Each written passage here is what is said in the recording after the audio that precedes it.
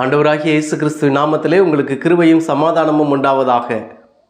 எபிரேயரோட புஸ்தகம் 11வது அதிகாரம் 19வது வசனத்தை நாம் வாசிக்கும் பொழுது, மரித்தோரிலிருந்து தேவன் எழுப்ப வல்லமையுள்ளவராக இருக்கிறார் என்ற ஒரு வார்த்தையை நாம் வாசிக்கிறோம். இதோடைய கிரேக்கத்தில் ஒரிஜினலில் நம்ம வாசிக்கும் பொழுது, my God is able to take Isaac even from ashes, அதாவது சாம்பலோடு சாம்பலாய் இந்த ஈசாக்கு எரிந்து போனாலும் இந்த சாம்பலிலிருந்தும் ஒரு ஈசாக்கை கர்த்தரால் கொண்டு வர முடியும் என்று ஆபிரகாம் விசுவாசித்தான். கர்த்தர் அவனை ஆசீர்வதிக்கவே ஆசீர்வதித்தார். பிரியமானவர்களே, நீங்களும் எல்லா சூழ்நிலையும் எல்லா பக்கமும் நெருக்கம், எல்லா பக்கத்திலும் ஒன்றும் சொல்ல முடியாத அளவுக்கு நெருக்கத்தில் இருக்கிறீர்களா?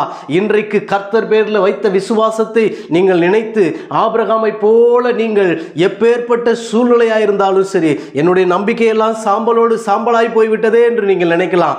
இந்த சாம்பலில் இருந்தோம், இந்த சூழ்நிலையில் இருந்தோம் கர்த்தரால உங்களை ஆசீர்வதிக்க முடியும். பிரியமானவர்களே, நீங்கள் விசுவாசி.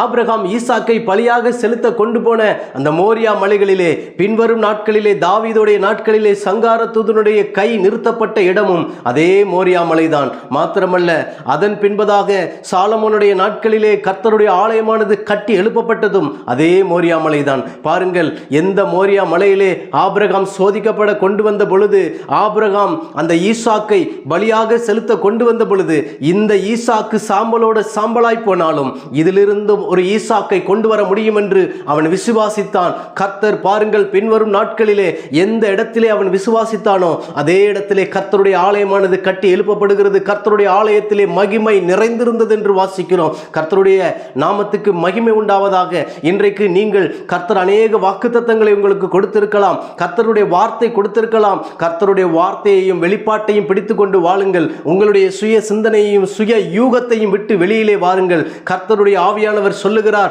வானமும் பூமியும் ஒளிந்து போனாலும் என்னுடைய வார்த்தை ஒரு நாள் ஒளிந்து போகாது என்று சொல்லுகிறார்.